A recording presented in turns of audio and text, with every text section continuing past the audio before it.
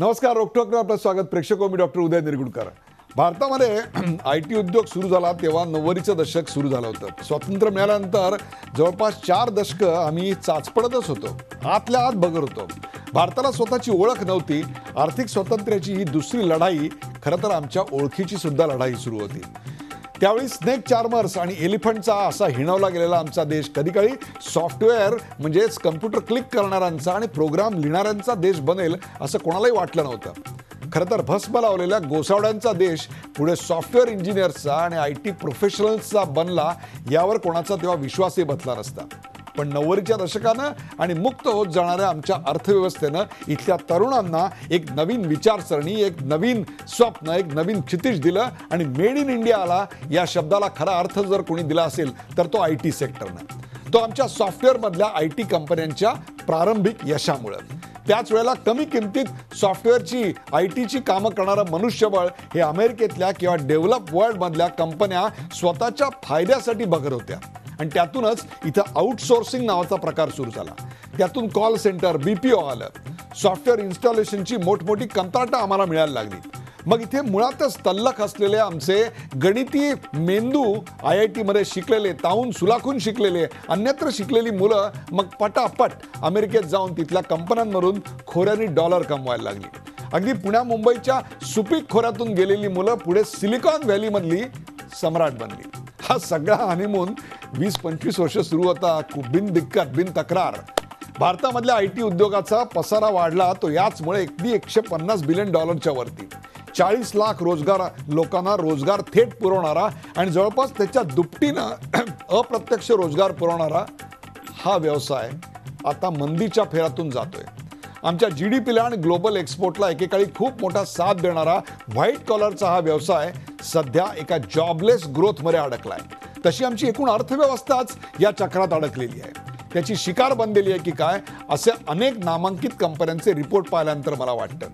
या नामांकित कंपन्यांचे 2017चे रिझल्ट्स आले ते मागच्या 10 वर्षांपेक्षा त्यांच्या वाढीचा वेग कमी झालाय, मंदावलाय हे स्पष्ट करणारे होते. अर्थात याला अनेक कारणं आहेत.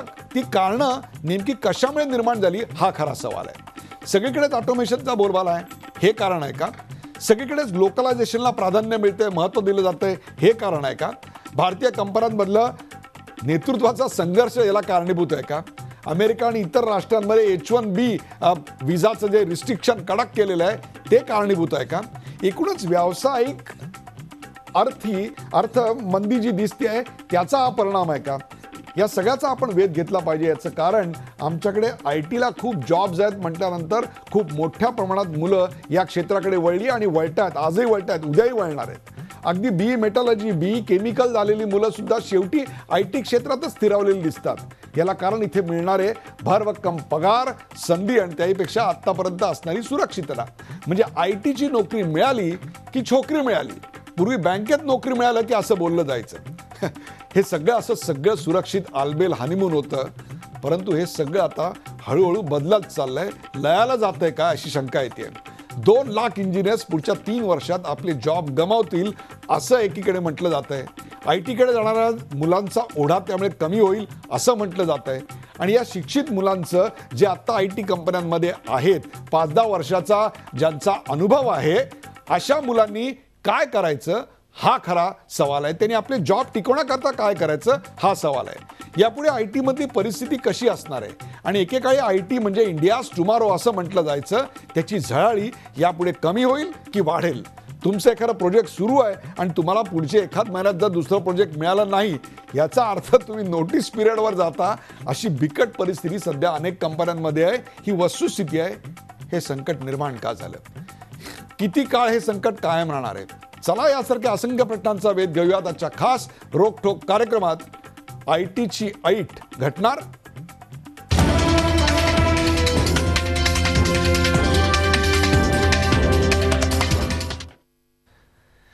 ITची ऐट घटणार. सुरुवातीला पाहूया या विषयावरचा एक खास रिपोर्ट. माहिती तंत्रज्ञान भारतानं ह्या क्षेत्रात खूप मोठ्या प्रमाणात झेप घेतली आहे. अनेक सॉफ्टवेअर कंपन्या भारतात उभ्या राहिल्या आहेत आणि मोठ्या संख्येनं सॉफ्टवेअर इंजिनियर परदेशात नोकरीनिमित्त स्थायिकही झाले आहेत. त्यामुळेच माहिती तंत्रज्ञान क्षेत्रातील भारताची भरारी नेहमीच कौतुकाचा विषय ठरली आहे. मात्र सध्या भारतातील माहिती तंत्रज्ञान कंपन्या आणि सॉफ्टवेअर इंजिनियर्समध्ये एक प्रकारचं भीतीचं वातावरण निर्माण झालंय आणि त्याला कारण आहे मोठ्या प्रमाणात होणारी नोकर कपात. आगामी वर्षात भारतातील 7 अग्रगण्य माहिती तंत्रज्ञान कंपन्यांमधून 56,000 सॉफ्टवेअर इंजिनियर्सना कामावरून कमी करण्यात येणार असल्याचं बोललं जात आहे. Infosys, Wipro, Tech Mahindra, Cognizant, Capgemini, HCL आणि DXC या कंपन्यांमध्ये 1.24 दशलक्ष कर्मचारी असून त्यातले 4.5% कर्मचारी कमी करण्यात येणार आहेत. यामुळे IT क्षेत्रातील साऱ्यांचेच धाबे दणाणले आहेत. अखेर कर्मचाऱ्यांची कपात का केली जात आहे, तर त्याला प्रमुख कारण म्हणजे अमेरिकेचे नवे अध्यक्ष डोनाल्ड ट्रम्प यांचं धोरण आणि त्याला अनुसरून असणारं जागतिक धोरण. अमेरिकेपाठोपाठ England, France, Germany, Russia, Australia, New Zealand आणि सिंगापूर सारख्या देशांनं व्हिसा धोरण कडक केलं आहे. कमी पगारावर आता अमेरिकेत भारतीयांना नोकरी मिळणं कठीण होणार आहे. अमेरिकेत किंवा परदेशात भारतीयांना IT क्षेत्रात नोकरी मिळत नसेल तर ह्या सर्वांना भारतीय IT कंपन्यांमधून सामावून घेण्याची क्षमता आहे का, तर नक्कीच नाही. त्यासाठी भारताला आधी आपलं IT प्रोफाईल विकसित करावं लागेल असं तज्ज्ञांचं म्हणणं आहे. आजही माझा त्याच्यावर विश्वास आहे की IT इज इंडियाज टुमॉरो. तर मला असं वाटतं की ते जर सत्यात आपल्याला ठेवायचं असेल कायमचं, तर अधिकाधिक इनोव्हेशन केलं पाहिजे. प्रत्येकाने मल्टी स्किल झालं पाहिजे. त्याचबरोबर अनेक ॲप्लिकेशन्स शिकत एकाच प्रकारच्या स्किलसेटवर अवलंबून न राहता बऱ्याच गोष्टी शिकून त्याच्यात महारत हासिल केली पाहिजे. काही इंटरनॅशनल कारणं आहेत, काही लोकल कारणं आहेत, ज्या रिझन्समुळे आज आपल्याला दिसतंय की मोठ्या प्रमाणात नाही परंतु मध्यम प्रमाणामध्ये ले ऑफ होत आहेत. शॉर्ट टर्ममध्ये हे पुढचं वर्ष दीड वर्ष चालू राहील, परंतु 3 वर्षाच्या लाईफ सायकलनंतर मात्र ITचं भविष्य अतिशय उज्ज्वल होताना दिसतं. भारतात कृषी, मूलभूत सुविधा आणि बँकिंग डिजिटायझेशन अशा प्रामुख्यानं 3 क्षेत्रांमध्ये भारताला IT कर्मचाऱ्यांना रोजगार मिळण्याची संधी उपलब्ध करून द्यावी लागेल. दरम्यान IT कंपन्यांची प्रमुख संस्था असलेल्या नॅस्कॉमच्या अशा प्रकारच्या नोकर कपातीच्या वृत्ताचं खंडन केलं असून IT इंडस्ट्री संक्रमण अवस्थेतून जात असल्याचं म्हटलंय. 2025 पर्यंत 3 दशलक्ष नोकऱ्या निर्माण होतील. मात्र ह्या नोकऱ्या निर्माण होण्याचा वेग मंदावेल असा दावा नॅस्कॉमनं व्यक्त केलाय. ह्यातील सुमारे 1 लाख नोकऱ्या या स्टार्टअप तर 50 ते 60 हजार नोकऱ्या या ई-कॉमर्समध्ये उपलब्ध होतील. निदान आगामी 3 वर्ष तरी IT क्षेत्रात अशा प्रकारे मंदीचं सावट असेल. यामुळे ITची क्रेजही थोडी कमी होईल. मात्र आता भारतीय सॉफ्टवेअर इंजिनियर्स समोर स्वतःचं कौशल्य वाढवण्याचं आणि सातत्यानं नव्या तंत्रज्ञानाशी जुळवून घेण्याचं आव्हान असेल. ह्या एम्प्लॉईजना स्किल इम्प्रूव्ह करणं गरजेचं झालेलं आहे. जे वॉटसे when you are comparing one set of people with another set of people, naturally with the facilities that were available with people coming from US, their skills would be better than the skills of the people who are there existing in the IT industry in India. IT इंडस्ट्रीत भारतीय कर्मचारी प्रामुख्यानं maintenance, testing आणि डॉक्युमेंटेशनचं काम करतो. यामुळे आता एखाद्या भारतीय सॉफ्टवेअर इंजिनियरला आपली नोकरी जर टिकवायची असेल तर रिसर्च, कोडिंग किंवा डेव्हलपिंगमध्ये अधिक कौशल्य विकसित करावं लागेल. IT क्षेत्रातील नवी आव्हानं पेलण्यासाठी तयारी केली तरच नोकरी टिकेल. मेघा कुचिक, झी मीडिया, मुंबई. ITची ऐट घटणार याविषयीचा हा रिपोर्ट आपण पाहिला आणि त्याची चर्चा करण्यासाठी आपण आमंत्रित केलं. आपल्या सोबत आहेत IT उद्योजक दीपक घैसास. दीपक घैसाजी, आपल्या या कार्यक्रमात स्वागत. आपल्याबरोबर आहेत doctor Suresh Chandra Gupta, computer society of इंडियाच्या मुंबईचे प्रमुख डॉक्टर सुरेश चंद्र गुप्ता आपल्याबरोबर आहेत. आणि ITचे उद्योजक मयूर कुलकर्णी हे देखील आपल्याबरोबर आहेत. मयूरजी, आपलं स्वागत. सुरुवात दीपक घैसास यांच्यापासून करूया. दीपक घैसास, नॅस्कॉमचाच रिपोर्ट सांगतोय की IT कंपन्या या मागच्या वर्षामध्ये 8.5% वाढल्या. 8.5% वाढलेल्या कंपन्यांमध्ये इतक्या मोठ्या प्रमाणावर कर्मचारी कपात, हे आपल्याला कसं वाटतं समीकरण, आणि ही कपात का होती आहे? पहिल्यापासून माझ्या मते थोडासा होक्स आहे, म्हणजे अफवा आहे. अजून कोणी 4.5% कपात केलेली नाही आहे. नॅस्कॉमने आम्ही जेव्हा सर्वे केला त्यावेळेला ज्या मोठ्या कंपन्यांचा सर्वे केला त्याच्यामध्ये गेल्या वर्षभरात साधारण 0.3 to 0.5 to 3% इथपर्यंत कपात झाली आहे. पण ओव्हरऑल जर का बघितलं तर नेट रिक्रुटमेंट ही 1,70,000 लोकांची झालेली आहे गेल्या वर्षभरात. त्यामुळे जर का पूर्णपणे बघितलं तर H1B विजाचा इम्पॅक्ट किती आहे हा वेगळा भाग आहे, परंतु ओव्हरऑल जर का बघितलं तर 1,70,000 लोक ॲड झालेले आहेत 40 लाखांमध्ये. आणि हा आकडा कमी असला तरीसुद्धा नेट रिडक्शन नाही आहे किंवा 5% किंवा एवढी 40 लाखांमध्ये कपात होईल अशी बिलकुलही आता शक्यता वाटत नाही आहे. पण अनेक क्षेत्रामध्ये जसं ऑटोमेशन झालं आहे तसं ते IT क्षेत्रामध्ये देखील आता होताना दिसतं आहे. म्हणजे पूर्वी ज्या कामाला 50 प्रोग्रॅमर्स लागायचे, ॲनालिस्ट लागायचे, इंजिनियर्स लागायचे, ते काम आत्ता सिस्टम्समुळे, टेक्नॉलॉजीमुळे आपण 5 ते 10 लोकात करू शकतो.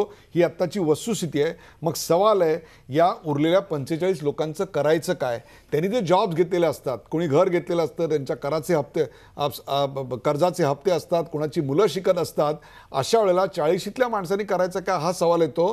ही कुऱ्हाड त्यांच्यावर का कोसळते? मग एक 2-3 कारण आहेत. एक तर कुऱ्हाड वगैरे अशी काही कोसळत नाही आहे. पहिल्यांदा ऑटोमेशन जेव्हा होत असतं त्यावेळेला ते ऑटोमेशन करायला मुळात लोक लागतात. त्यामुळे ऑटोमेशनचा परिणाम कुठे होतो की ऑटोमोबाईल इंडस्ट्रीमध्ये फॉर एक्झाम्पल होईल किंवा इतर कोणत्याही युजर इंडस्ट्रीमध्ये होईल. पण कॉम्प्युटर इंडस्ट्री जेव्हा ऑटोमेशन होत असतं किंवा रोबोटिक मॅन्युफॅक्चरिंग होत असतं त्यावेळेला ते रोबोटिक्स तयार करण्यामध्ये, कॉम्प्युटर प्रोग्रॅमिंग तयार करण्यामध्ये ही पूर्ण IT इंडस्ट्रीचीच माणसं पहिल्यांदा लागतील. तर ते जेव्हा करतील त्या प्रोडक्टिव्हिटी वाढेल, त्याच्यापासून उत्पादन वाढेल, त्याच्यापासून देशाच्या इकॉनॉमीला चांगला फायदा होईल. हा एक भाग झाला. दुसरा भाग असा आहे की पूर्वीप्रमाणे ज्या स्किल्स होत्या तेव्हा आत्तापर्यंत एक साधारण भारतीयांमध्ये अशी एक कल्पना होती की आपल्या ज्या स्किल एकदा आपण इंजिनिअरिंगमध्ये ॲक्वायर केल्या आहेत किंवा गेल्या 5-10 वर्षात ज्या प्रोग्रॅमिंग लँग्वेजेस किंवा प्लॅटफॉर्म्सवर आपण स्किल ॲक्वायर केल्या आहेत त्या आपल्याला जन्मभर पुरतील.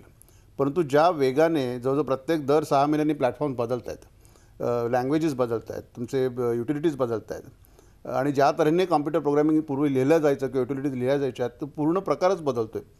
आणि ते जर का नवीन स्किल्स जर का तुम्ही ॲक्वायर केल्या नाहीत तर नवीन येणारी मुलं ह्या स्किल्स घेऊन आलेले असतील, त्यांचे पगार कमी असतील. त्यामुळे डिझायर्ड ॲट्रिशन ज्याला आपण म्हणतो की मुद्दामून तुम्ही इन्व्हॉलंटरी तुम्ही एखाद्याला जायला सांगता, ते प्रमाण ज्या लोकांनी स्किल ॲक्वायर केलेली नाही आहेत नवीन त्यांच्यावर येण्याची शक्यता आहे. त्यामुळे माझा तरी स्वतःच असं चाललं आहे की त्या प्रत्येकाने नवीन स्किल्स काय ॲक्वायर करायला पाहिजे. एक्सपायरी डेट तुमच्या आयुष्याची, व्यावसायिक आयुष्याची ही आता अधिकाधिक कमी होत चालली आहे की जी पूर्वी खूप मोठी होती. त्याच्या एक्सपायरी नाही म्हणणार मी, चेंज ऑफ स्किल रेट म्हणणार. काय माहिती का, सध्या IT क्षेत्राचे तुम्ही रिझल्ट जर पाहिलेत तर ते मागच्या 10 वर्षाचा हनीमून पिरियड आता कमी झाला आहे किंवा संपला आहे असेच सांगणार आहेत. 2008 पासूनचे टॉप 10 कंपन्यांचे रिझल्ट मी आज बघत होतो, त्यांची टॉप लाईन बघत होतो, बॉटम लाईन बघत होतो. असं स्पष्टपणे दिसतंय की ही जी एक ड्रीम ग्रोथ चालू होती ना ती, आणि स्पर्धा जास्त आणि त्याचमुळे प्रॉफिट कमी, या सगळ्याचा परिणाम आमच्या मनुष्यबळावर गदा आणण्यात होतो, तो आता दिसतोय. एक तर अशी गोष्ट आहे की ज्या काळात 2000 सालापर्यंत आमच्या कंपन्या सगळ्या जवळजवळ 80 ते 100% दराने तिमाहीत वाढत होत्या. परंतु इकॉनॉमिक्सचा लॉ आहे की लाँग रनमध्ये तुमची कंपनी किंवा कोणतीही इंडस्ट्री ही GDPच्या रेटपेक्षा जास्त वाढत नाही. त्यामुळे आपण आता GDPच्या रेटकडे हळूहळू येतो आहे. त्यामुळे माझ्या मते ती इंडस्ट्री रादर स्टेबिलाईज होती आता. आणि ही वाढ जोपर्यंत GDP वाढत राहील त्या दराने ही इंडस्ट्री वाढत राहील पुढे. कारण पहिल्यांदा जो नेशन स्टेजचा भाग होता तो 100% वाढायचा, कारण बेसच तुमचा लहान होता. आम्ही जेव्हा $1 बिलियन रेव्हेन्यू करू असं जेव्हा गव्हर्नमेंटला 1990 साली सांगितलं त्याला लोक हसले होते आमच्याकडे, विश्वास नाही की $1 बिलियन म्हणजे एकावर किती शून्य माहिती आहेत का तुम्हाला वगैरे, अशा तऱ्हेने हसले होते. पण आज $150 बिलियन केला बिझनेस तो. GDPच्या 1% आहे, एक्सपोर्टच्या एक मेजर पर्सेंटेज आम्ही तयार करून दाखवला आहे. पण ही कायम राहणं शक्यच नव्हतं आणि त्याला साथ मिळाली ती वर्ल्ड इकॉनॉमीची, की वर्ल्ड इकॉनॉमी एकंदरीत जी मंदावती आहे आणि एकंदर IT वर होणारा खर्च ज्या अर्थी कमी होतो आहे आणि त्यामुळे या गोष्टीचा परिणाम म्हणून इंडस्ट्रीची ग्रोथ रेट जो आहे की जो पहिल्यांदा 100% होता, मग पुढे 20% आला, 13% आला, आता 8-8.5% येईल. पण माझ्या मते जर का भारतीय इकॉनॉमी 8.5% वाढत असेल तर हा 8.5% ग्रोथ हा अलार्मिंग नाही आहे, तो रादर लॉ ऑफ इकॉनॉमिक्सच आहे. तो आपल्या अर्थव्यवस्थेशी मिळताजुळता आहे. गुप्ताजी, IT कंपन्यांमध्ये जेव्हा मंदी येते किंवा प्रॉफिटवर मर्यादा येतात तेव्हा मनुष्यबळावर गदा येते आणि त्यातली पहिली मनुष्यबळावरची गदा येते ती कंत्राटी कामगारांवर येते.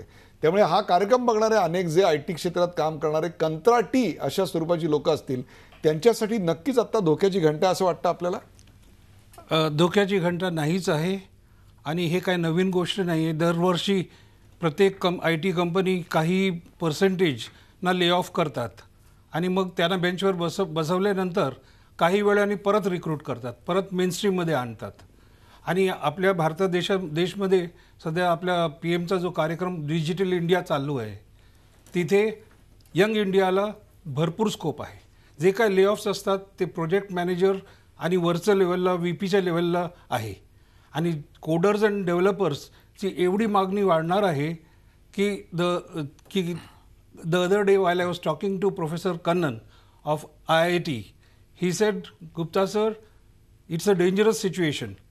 We want skilled people at the coder level, at the developer level.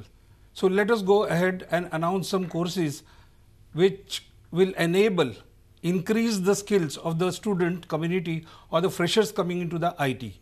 त्या मानाने आम्ही Drupal and Python, the 200 students at a time in association with IT, that is what CSI is going to do. बरोबर आहे. आणि ते एक भाग ते जे IT ले ऑफ होतात लोक, that comparison comes because a group of people are coming back from US from the same company. Another group from the same company is here. Naturally, with the advanced facilities available in US, तिकडे आहोत, yeah. definitely the performance of the people who are here would seem to go down. Correct. आणि त्या बेसिसवर त्यांना कमी केलेलं असतं. Mayurji, One second, one more point. The vision of Computer Society of India has been to enhance the skills of such workers. त्या तोच खरा मुद्दा आहे की ते स्किल्स वाढणं हा मुद्दा आहे. मयूरजी, 18 महिन्यामध्ये आपल्याकडे टेक्नॉलॉजी बदल. 18 महिने हा सुद्धा मी आता थोडासा एक्सटेंडेडच सांगतोय, साधारणतः 12 महिन्यातच एखादी टेक्नॉलॉजी किंवा प्लॅटफॉर्म. मगाशी त्याचा एक सुतोवाच आपल्याकडे दीपक घैसास यांनी केलं. या सगळ्या बदलाशी जुळवून घेण्याकरता आपली जी प्रशिक्षित मनुष्यबळ आहे, ज्याचा उल्लेख गुप्ता साहेबांनी पण केला, ते कुठेतरी कमी पडत आहे. त्याच्यामुळे कंपन्यांची जागतिक स्पर्धात्मक गुणवत्ता सुद्धा कमी पडते आहे. त्यामुळे ज्या प्रकारचे जॉब्स, ज्या प्रकारच्या असाइनमेंट्स, प्रोजेक्ट्स तुम्ही 10 वर्षापूर्वी मिळवायचात तसे आता मिळवू शकत नाही आहात. अगदीच असं काही म्हणता येणार नाही. बघा, IT इंडस्ट्रीने 2000 सालचा .com बबल बस बघितला, 2008 सालचं रिसेशन बघितलं. आता समजा काही ठिकाणच्या व्हिजा पॉलिसी स्ट्रिक्ट झाल्या, त्याच्यामुळे थोडंसं अंडर स्किल्ड किंवा ज्यांना सेमी स्किल्ड म्हणू त्या लेबरवरती थोडासा फरक पडू शकतो. परंतु ज्यांच्याकडे चांगल्या तऱ्हेचे स्किल्स आहेत, जसं आता गुप्ता सर म्हणाले की हायली स्किल्ड किंवा स्पेशलाइज स्किल्स आहेत, त्यांना फार फरक पडत नाही आहे. दुसरा भाग असा आहे की आपण जर का दुसऱ्या बाजूने इंडस्ट्री बघितली तर लोकल इंडिजिनियस सेक्टर फार मोठ्या प्रमाणात ग्रोथ होतो आहे, जिथे आपल्याला मोठ्या प्रमाणात मनुष्यबळाची आवश्यकता आहे. आत्ताच आपण डिजिटल इंडियाचा उल्लेख केला, मेक इन इंडिया होतच आहे. ज्या तऱ्हेने आता आपण बघितलं की इन्फ्रास्ट्रक्चर डेव्हलपमेंटवरती गव्हर्नमेंट मोठ्या प्रमाणात फोकस करतं आहे. ह्या सगळ्या सेक्टर्समध्ये मोठ्या प्रमाणामधलं मनुष्यबळाची गरज लागणार आहे आणि ती गरज ह्याच तऱ्हेच्या ज्या लेबर्समधून भरली जाणार. तुम्ही आतापर्यंत ITचा उद्योग जो बाहेरच्या क्षेत्रातल्या बाहेरच्या देशांमधल्या विकासावर अवलंबून होता, त्यापेक्षा आता आपल्या देशांमधले जे देशांतर्गत मागणी आहे त्याला आपण भर देत आहे. नक्कीच. दीपक घैसास, IT कंपन्यांमध्ये ज्या कंपन्या इन्व्हेस्टमेंट करतायत, गुंतवणूक करतायत, अशा जागतिक पातळीवरच्या ज्या अर्थपुरवठा करणाऱ्या आर्थिक कंपन्या आहेत, त्यांच्या या क्षेत्राकडूनच्या अपेक्षा आहेत, त्या अपेक्षांना आज या IT कंपन्यांचे परफॉर्मन्स खरे उतरत नाही आहेत. त्यांची अपेक्षा 22-23% द्यावी अशी होती आणि ती 10 वर्ष या इंडस्ट्रीने खरोखर पूर्ण केली. वस्तुस्थिती आहे 15-17-18% आपण सगळ्यांनी दिलेले आहेत, परंतु आता ते देणं शक्य होत नाही आहे. त्यामुळे त्या कंपन्यांच्या दबावाखाली असे काही निर्णय घेतले आणि शक्यता आहे? मला असं वाटत नाही की तसे निर्णय घेतले जातील. कारण स्टॉक मार्केट आत्ता जर का तुम्ही बघितलं IT industry sector as such की 15 ते 17 मल्टिपल आहे, जो एकंदर मल्टिपलच्या पेक्षा ॲव्हरेजपेक्षा कमी आहे. त्यामुळे IT इंडस्ट्रीला ऑलरेडी पनिशमेंट इन्व्हेस्टर्सनी दिलेली आहे. दुसरा जो भाग आहे तो अनलिस्टेड कंपन्यांचा आहे की जो स्टार्टअप्स सारख्या कंपन्या आहेत की त्यांच्यामध्ये लोक इन्व्हेस्ट करतात. त्याचं कारण त्यांना खात्री आहे की या कंपन्या जे काही प्रोड्यूस करणार आहेत ते B2B मध्ये असेल, B2C मध्ये असेल, डीप टेक असेल, तर ते इतकं उपयोगी पडणार आहे की त्याची व्हॅल्युएशन अचानक वरती जाईल आणि त्याच्यामध्ये प्रॉफिट होऊ शकेल. त्यामुळे लिस्टेड कंपन्यात इन्व्हेस्ट करणारे फंड्स किंवा बाहेरच्या देशातले पुरवठादार versus VC funds, venture capital funds की जे प्रायव्हेट इक्विटी करून स्टार्टअप्समध्ये इन्व्हेस्ट करत आहेत, त्या दोघांच्याही अपेक्षा वेगळ्या आहेत. आणि माझ्या मते लिस्टेड कंपन्यांना ऑलरेडी पनिशमेंट मिळालेली आहे, त्यांचा मल्टिपल बराच खालती आलेला आहे. परंतु स्टार्टअप कंपन्यांकडनं ज्या अपेक्षा आहेत त्या मला वाटतं पूर्ण होतील. व्हॅल्युएशन अर्थात जे पहिल्यांदा खूप वरती गेले होते, म्हणजे फ्लिपकार्टसारखी कंपनी म्हणा किंवा त्यांची जी व्हॅल्युएशन ज्या प्रकारे गेली होती पहिल्यांदा, तो एक फोबिया होता. तो आता मला वाटतं स्टेबलाइज होतो आहे. त्यामुळे आता पुढच्या येणाऱ्या फंड्सची व्हॅल्युएशन्स ही साधारण स्टेबल स्थितीत असतील आणि त्यामुळे जर का लोअर व्हॅल्युएशनला जर का हे लोक इन्व्हेस्ट करत असतील तर मला वाटतं येणारे मल्टिपल्स हे त्यांच्या दृष्टीने अतिशय फायदेशीर ठरतील. एखादं सेक्टर संकटात असेल की सरकारचं त्याच्याकडे लक्ष जातं आणि सरकार त्याच्यावर काहीतरी उपाययोजना करतं. परंतु या देशामध्ये 2 अशी सेक्टर्स होती की जी सरकारच्या मदतीशिवाय किंबहुना सरकारने हस्तक्षेप केला नाही म्हणूनच वाढली. त्यातलं एक म्हणजे IT सेक्टर आणि दुसरं म्हणजे ब्युटी सेक्टर. म्हणजेच आमच्याकडून अनेक ज्या सुंदर युवती जगामध्ये जाऊन मिस वर्ल्ड मिस युनिव्हर्स बनल्या याच्यामध्ये सरकारचा काही हस्तक्षेप नव्हता, त्यामुळे त्या बनल्या असं गमतीनं म्हटलं जातं. आता जुनाचा भाग सोडून द्या, IT क्षेत्रामध्ये आता अशी मंदी आली आहे, ती लक्षात घेता सरकार याच्यात काही पावलं उचलू शकते असं आपल्याला वाटतं का? मग ती कर सवलत असेल किंवा इतर अनेक बाबी, कारण रोजगार निर्मितीशी संबंध आहे शेवटी. नाही, मला वाटतं कर सवलत IT इंडस्ट्रीला भरपूर मिळाली पहिल्यांदा. पहिले 10 वर्ष तर tax free होतं. 10A, B म्हणा किंवा नंतर HIH वर त्यांनी ते दिलं. त्यामुळे IT इंडस्ट्रीने मला वाटतं ॲव्हरेज टॅक्स खूप कमी दिलेला आहे आणि त्याच्यावर बरीच ओरड झाली आणि त्यानंतर आता अर्थात तो हनीमून संपला आहे त्यांचा IT पेवरचा. त्यामुळे सरकारी मदत नाही मिळाली तरी आम्हाला चालेल IT सेक्टरला. रादर सरकारने हस्तक्षेप करूच नाही, कारण market economy will take care of it. काय जरूर आहे आपल्याला ती इन्फ्रास्ट्रक्चरची, की आता जे 3 लाख फॉर एक्झाम्पल विलेजेस ही फायबर ऑप्टिकने कनेक्ट होत आहेत. त्यामुळे जसं एक्सपोर्टवर आत्तापर्यंत आपण अवलंबून होतो, जवळजवळ 80-82% एक्सपोर्ट हा US होत होता आणि उरलेला युरोप आणि जपानला होत होता किंवा इंग्लंडला होत होता. तर त्याच्यामुळे जो एक पुढावा आलेला होता तो आता कमी झाला आहे. त्यामुळे इंडियामध्ये मार्केट तयार करणं हे अतिशय महत्त्वाचं आहे. तर ते डिजिटल इंडियामुळे येईल किंवा ई-गव्हर्नन्समुळे येईल. म्हणजे ज्या 10,000 कोटी खर्च करून देशातली 1.5 लाख गावं इंटरनेटनी जोडून एक प्रकारे या अर्थव्यवस्थेला इंटरनेट इकॉनॉमीचं स्वरूप द्यायची जी गोष्ट चाललेली आहे, म्हणजे देशांतर्गत ITची मागणी वाढवायची आणि त्यातून रोजगार निर्माण करायचा. त्याचबरोबर अमेरिकेतली किंवा डेव्हलप्ड इकॉनॉमीजमधली आत्ताचं लोकलायझेशन पॉलिसी आहे त्याला कसं उत्तर द्यायचं. आणि या सगळ्याच्या वरचा महत्त्वाचा प्रश्न म्हणजे आज जे 7वी 8वी 9वी 10वीत आहेत, ज्यांना IT क्षेत्रात करिअर करायची इच्छा आहे, त्यांच्यासाठी धोक्याची घंटा आहे का धोक्याची घंटा नाही? जे आज 5-7 वर्ष या क्षेत्रात स्थिरावलेले आहेत त्यांच्यासाठी नेमका स्वतःच्या कौशल्यामध्ये स्किल सेटमध्ये काय बदल करायचा, हे सगळे उपयुक्त प्रश्न एका ब्रेक नंतर कुठे जाऊ नका, पाहत राहा झी 24 तास. आपण पाहताय ITची ऐट घडणार.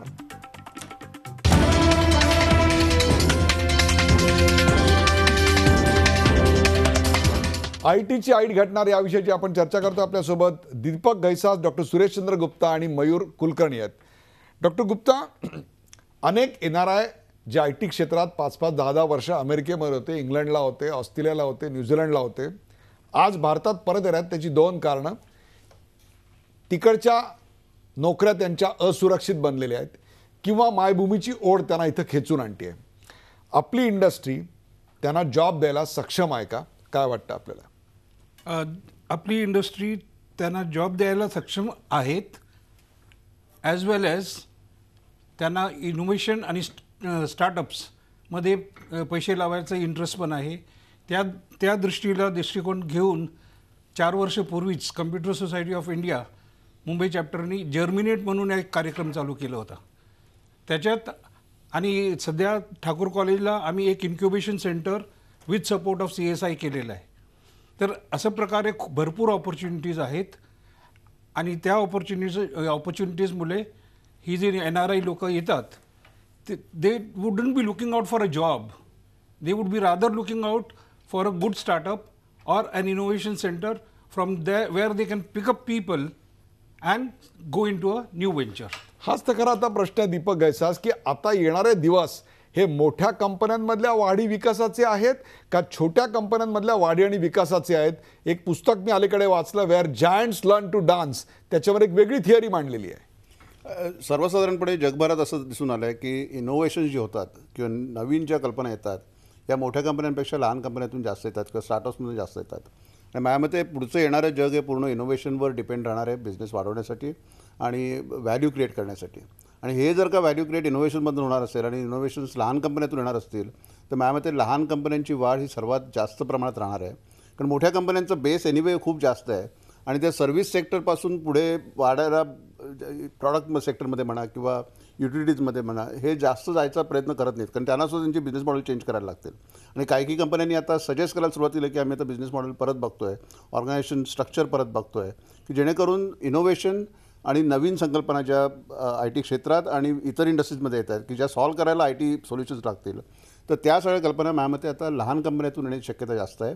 आणि त्यामुळे VCs म्हणा किंवा प्रायव्हेट इक्विटी प्लेयर्स म्हणा किंवा जसं तुम्ही म्हणालात की अमेरिकेवरून येणारी माणसं म्हणा, हे सगळे लोक या लहान कंपन्यात जास्त अट्रॅक्ट होतील.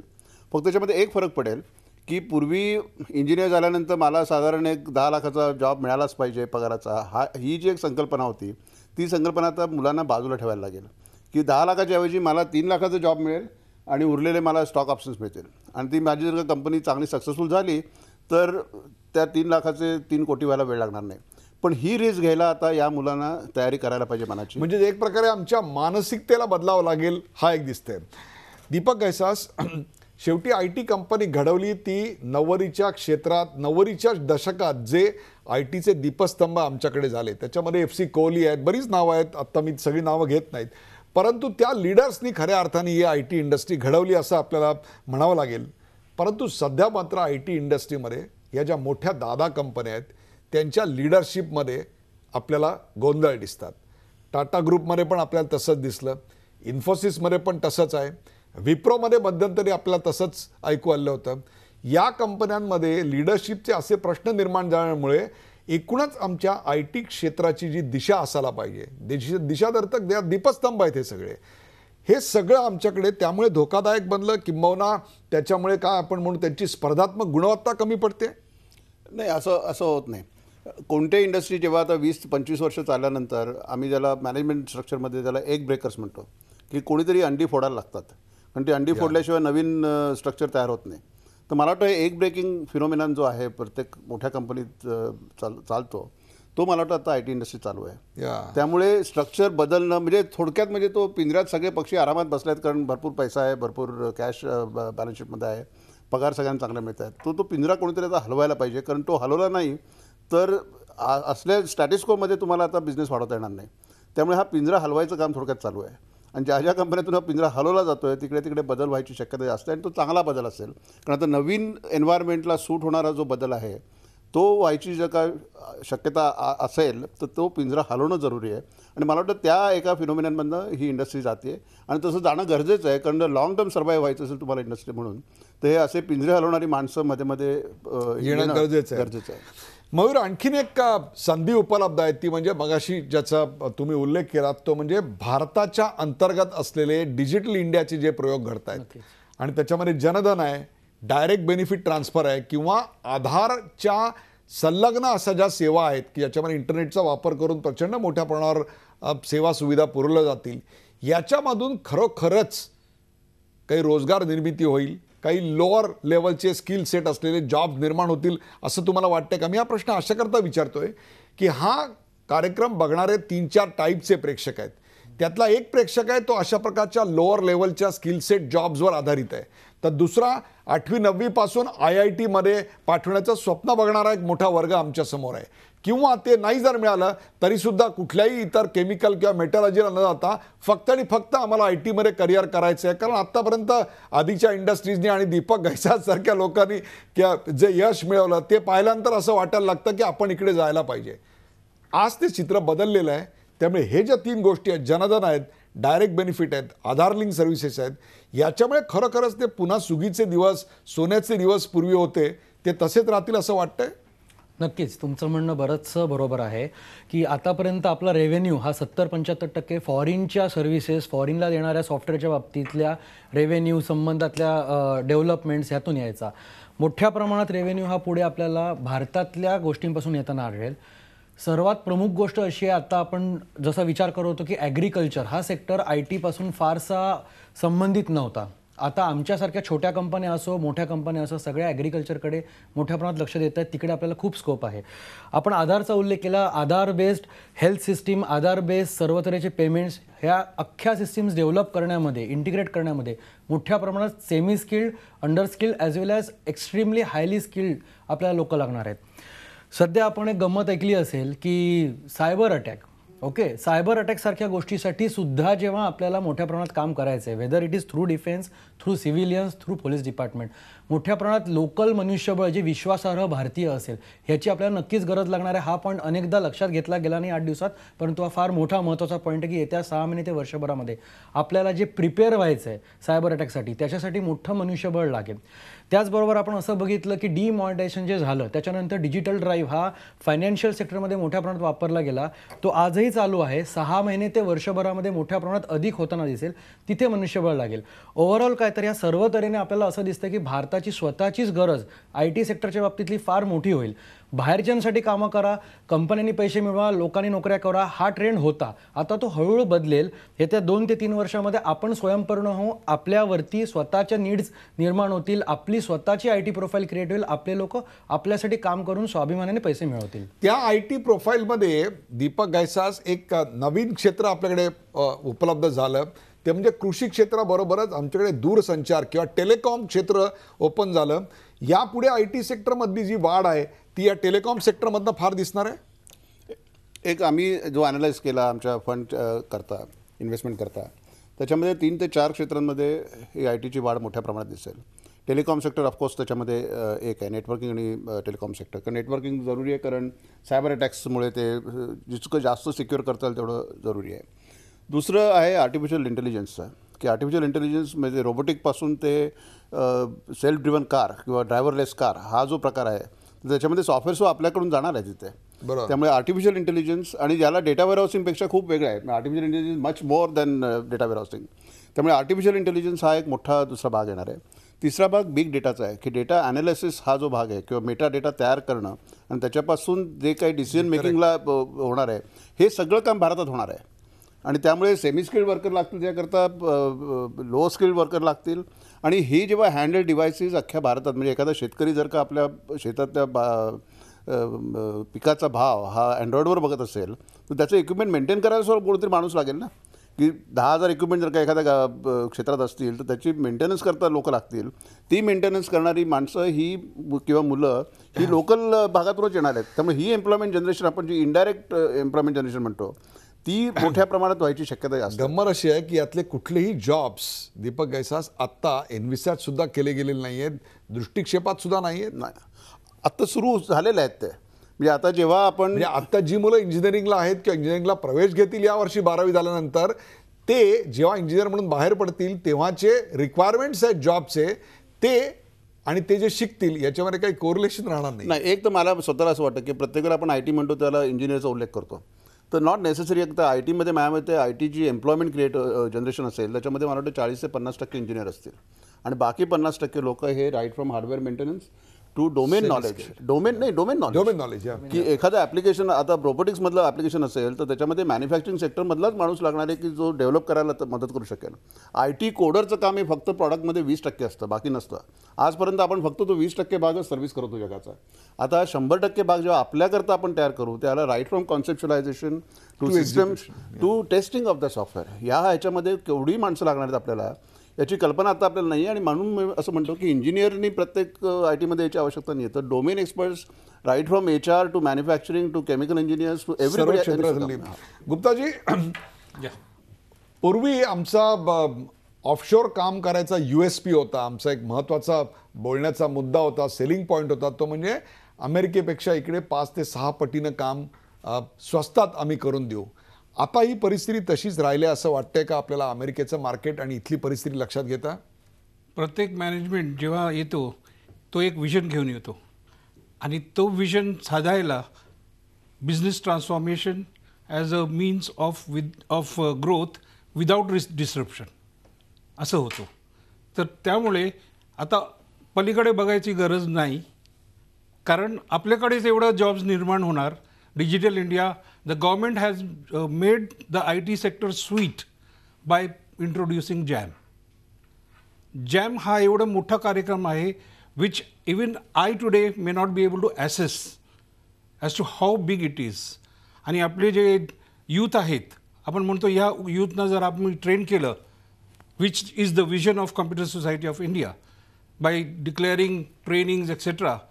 In association we have got Drupal training specialized, Python training specialized with the help of IIT, I think we will be able to meet the requirements and most of our youth will get. मगाशी याचा उल्लेख जो आपण केला तो म्हणजे जवळपास 1.5 लाख ग्रामपंचायतींपर्यंत इंटरनेटच्या माध्यमातून सेवा पुरवून त्याच्यातनं काही व्यवसायाच्या, सेवाच्या आणि त्याहीपेक्षा सुद्धा खरेदी विक्रीच्या काही सेटअप करता येतील का? 1,50,000 गावांमध्ये आपल्याकडे ऑलरेडी इन्फॉर्मेशन किऑस्क उभी आहेत.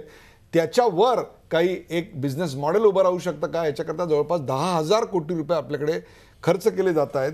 खरोखरच याच्यातनं किंवा डिजिटल इंडिया, स्टार्टअप इंडिया हे ज्या सगळ्या घोषणा आम्ही ऐकल्या याच्यातनं आत्तापर्यंत रियालिटी कागदावर किंवा कागदावर सोडून द्या प्रत्यक्षात काही जॉब निर्माण झाले असं वाटतं आय टी क्षेत्रात? जॉब निर्माण होत आहेत, आता सुरुवात झालेली आहे जॉब निर्माण व्हायला. एक तर तुम्ही म्हणाल जसं की 10,000 कोटी खर्च केला, माझ्या 10,000 कोटी इन्व्हेस्ट केल्यात आपण. हा खर्च नाही,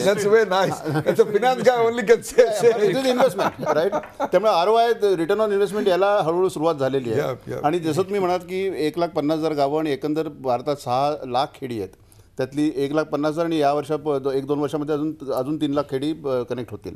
याच्यामध्ये लॉजिस्टिक मॅनेजमेंट हा जो मोठा भाग आहे की जो आता रस्ते चांगले होत आहेत ग्रामसडक योजनेपासून ते नॅशनल हायवेजपर्यंत, तिथे लॉजिस्टिक सेंटर्स उभारणं किंवा आता जे तुम्ही ॲमेझॉनपासून सगळे लोक जे सप्लाय करतात शेवटी हा माल शेवटपर्यंत न्यायला कोणीतरी शेवटी लागणार आहे तिथे.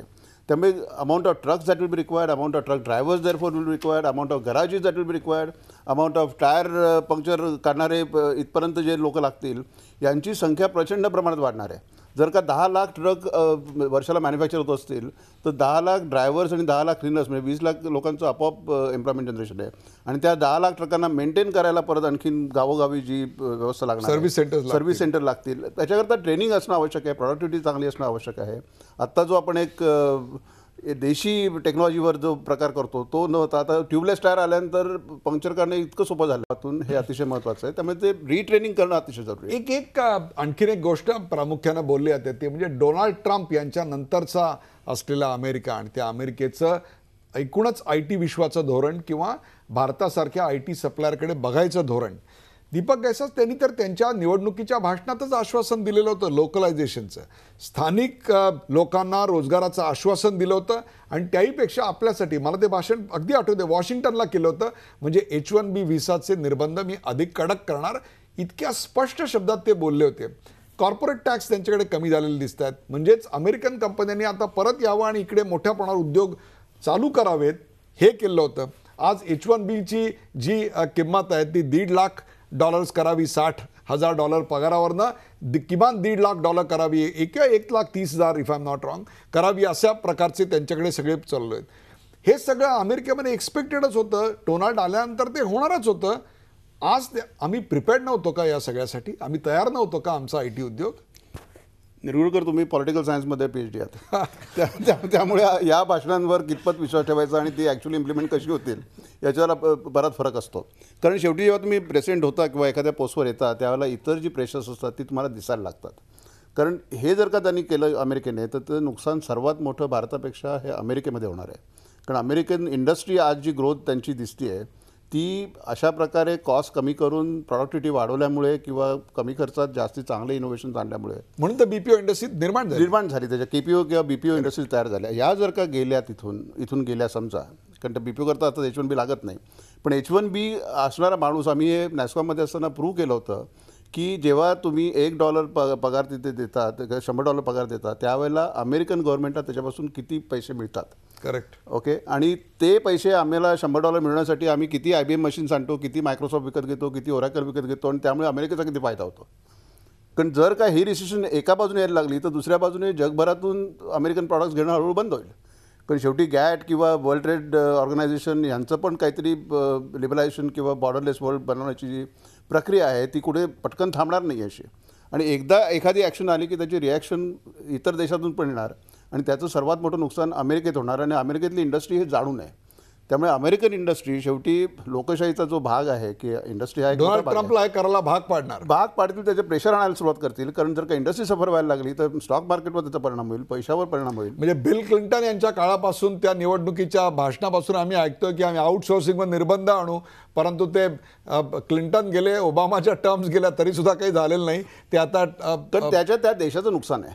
त्या देशाचं नुकसान. एक शेवटचा प्रश्न आपण चर्चेला घेऊया, तो म्हणजे सध्या जवळपास 40 लाख लोक मयूर कुलकर्णी या क्षेत्रात काम करत आहेत. त्यातल्या जवळपास 30 ते 40% लोकांना आपल्याला पुन्हा प्रशिक्षित करावं लागेल, त्यांची कौशल्य वृद्धी करावी लागेल. हे एक प्रचंड मोठं आव्हान आहे. हे आव्हान कसं पेललं जाईल सरकारी पातळीवर, खाजगी उद्योगधंद्यांच्या पातळीवर आणि वैयक्तिक पातळीवर, काय सांग? नक्कीच. बघा, आता ही कायम इव्हॉल्व्ह होणारी प्रोसेस असते. ट्रेनिंग देणे, अपग्रेड होणे, म्हणजे जसं आता घैसास साहेब बोलले की त्याच्यामध्ये स्किल किंवा सुपर स्किल डेव्हलप करणे हे नीड आहे. त्या दृष्टीने जर आपण बघितलं तर आपल्याला सतत ट्रेनिंगची गरज असतेच. आता ती आपल्याला हायलाईट होते कारण आपण असा विचार करायला लागलो की अच्छा, आता जर सर्वाइव्ह व्हायचं तर थोडं प्रगत झालं पाहिजे.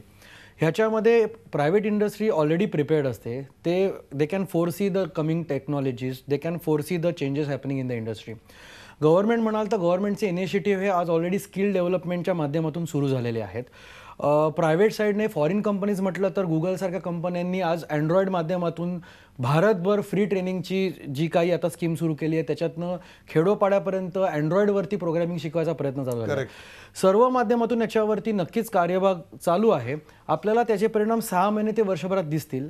त्याचा परिपाक म्हणून आपल्याला असं दिसेल की ही नवीन फळी जी आहे, पासआउट होणारे विद्यार्थी असतील किंवा आज नुकते जॉईन झालेले इंडस्ट्रीमधले लोअर लेवलचे आपण एक्सपर्ट म्हणू ते असतील, हे सगळेजण चांगल्याच तऱ्हेने अपग्रेड झालेले दिसतील. आणि ही आव्हानं मला वाटतं इंडस्ट्री, गव्हर्नमेंट आणि private computer society of India काय करणार आहे? हा जो प्रॉब्लेम तुम्ही म्हणता एवढा प्रचंड आहे, त्यासाठी आमच्याकडे इन्फ्रास्ट्रक्चर आहे. Computer society of India has almost 72+ chapters through out India and almost about 1 lakh of त्याच्या माध्यमातून तुम्ही ट्रेनिंगची कामं आता खूप मोठ्या प्रमाणावर घेताय. हो, आणि त्याच्यात हे कौशल्य वृद्धी होईल अशी आपल्याला खात्री आहे. कॅपॅसिटी बिल्डिंगचा एक प्रपोजल आम्ही ऑलरेडी गव्हर्नमेंटला दिलेला आहे. Capacity building in IT training and enterprise architecture training jointly with media lab Asia, and the government of India is considering that proposal and I'm the chief project coordinator for that. प्रेक्षको, आज हा विषय आम्ही चर्चेला अशा करता घेतलेला होता कारण या विषयाची रंगलेली चर्चा आपण ऐकलीत. ITची ऐट घटणार का, तो चर्चेला अशा करता घेतलेला होता की एकीकडे 7वी, 8वी, 9वी पासून मुलं करिअर करायचं तर ते IT क्षेत्रामध्ये असं पाहत असतात. याचं कारण ITमध्ये 90च्या किंवा 2000च्या दशकानं जे यश, जे पगार, जे स्थैर्य मिळवलं तसंच आपल्यालाही मिळावं आणि आपलाही मुलगा IT इंजिनियर होऊन वॉशिंग्टन, न्यूयॉर्कला किंवा सियाटलला किंवा सिलिकॉन व्हॅलीमध्ये सेटल व्हावा असं आईवडिलांचं स्वप्न नक्कीच असतं. परंतु प्रत्येक दिवस सारखा नसतो. प्रत्येक इंडस्ट्रीत एक चढ उतार असतो. 8.5% वाढणारी IT इंडस्ट्री ही 8.5% जरी वाढत असली तरी आतमधली घुसण ही प्रचंड मोठ्या प्रमाणावर आहे. काल जे स्किल सेट घेऊन तुम्ही नोकऱ्या मिळवत होतात त्या स्किल सेटवर आज तुम्हाला नोकऱ्या मिळवता येणार नाहीत असं स्पष्ट प्रतिपादन आपल्याकडे दीपक घैसास यांनी केलं आणि त्याची कारणं त्यांनी समजावून सांगितली. यामागे बदलणारं तंत्रज्ञान, त्याहीपेक्षा सुद्धा बदलणारी काळाची आव्हानं कशी आहेत याचा देखील उहापोह त्यांनी केला. त्याचबरोबर छोटे छोटे उद्योग जे आहेत ते छोटे छोटे उद्योग या सगळ्याला कसं उत्तर देणार आहेत, ते कशी आव्हानं पेलणार आहेत, हे मयूर कुलकर्णी यांनी आपल्याला समजावून सांगितलं. तर कॉम्प्युटर सोसायटी ऑफ इंडिया या सगळ्याकडे कसं बघते आहे हे सांगताना आम्ही हे आव्हान पेलायला सज्ज आहोत. एवढंच नाही तर अनिवासी भारतीय जरी इकडे आले तरी ते छोट्या छोट्या उद्योगांमध्ये निश्चित सामावून घेतले जाऊ शकतील इतकी आपली क्षमता आहे. याकडे सुरेशचंद्र गुप्ता यांनी लक्ष वेधलं.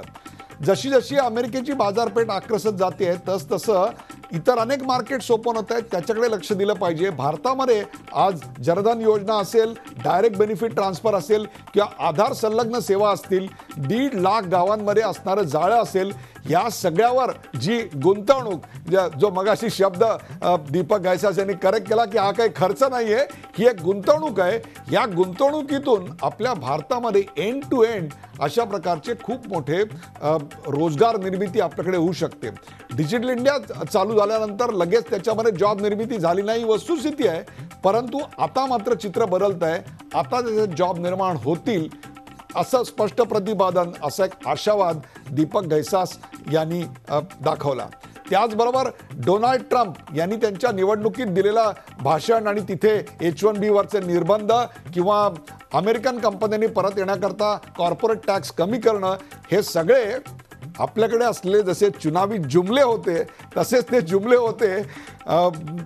ते त्यांना कितपत पाळता येतील, कारण ते क्लिंटन यांच्या काळापासून ते ओबामा यांच्या काळापासून ते आत्तापर्यंत आपण पाहतोय अमेरिकन कंपन्या शेवटी त्यांना धोरण बदलायला भाग पाडतील. याचं कारण प्रॉफिट नसेल तर अमेरिकन कंपन्या तो मिळवण्याकरता दबाव वाढवतील, अशी एक शक्यता आत्ता इथे दीपक घैसास यांनी व्यक्त केली.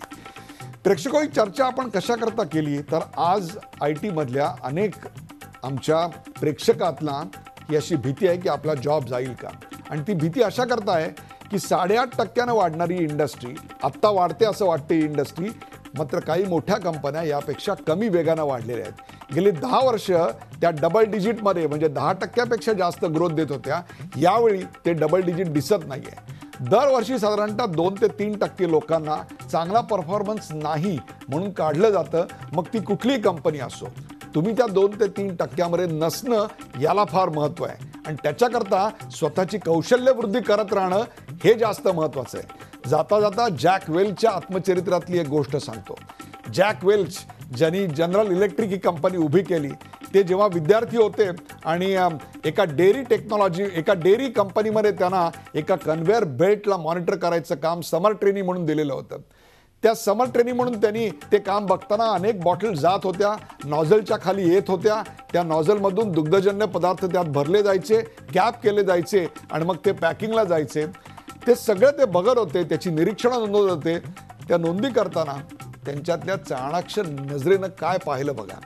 त्यांनी एक वाक्य लिहिलं की कोणत्याही साईजची, कोणत्याही आकाराची बॉटल असो, कोणत्याही प्रकारचा दुग्धजन्य पदार्थ असो, no matter the size and shape of the container, cream of the milk always comes at the top. जे लोणी असतं, जे नवनीत असतं, ते नेहमी वरती येतं आणि ते घुसळून मगच वरती येत असतं. तुमच्या आयुष्याला जोपर्यंत तुम्ही घुसळत नाही, तुमच्या कंपनीचा स्थितिशील झालेला पिंजरा, ज्याचा उल्लेख दीपक घैसास यांनी केला, तो जोपर्यंत तुम्ही गदागदा हलवत नाही आणि ते गुरुत्वाकर्षण तुम्ही मोडत नाही, स्थितिशीलता मोडत नाही, तोपर्यंत तुम्ही सतत अशा संकटाच्या छायेत असतात. त्यामुळे सतत चालत राहणे आणि त्याहीपेक्षा एक पाऊल पुढे राहणे हेच IT क्षेत्रात पुढे जायचं लक्षण आहे. तेच तुमच्या आयुष्याचं, करिअरचं आणि कंपनीचं एक पाऊल पुढं पडावं, याकरता ही चर्चा ठेवलेली होती. त्यात सहभागी झालेल्या सर्व मान्यवरांचे आभार. ताज्या बातम्यांसाठी पाहत राहा झी24 तास. रहा एक पाऊल पुढे.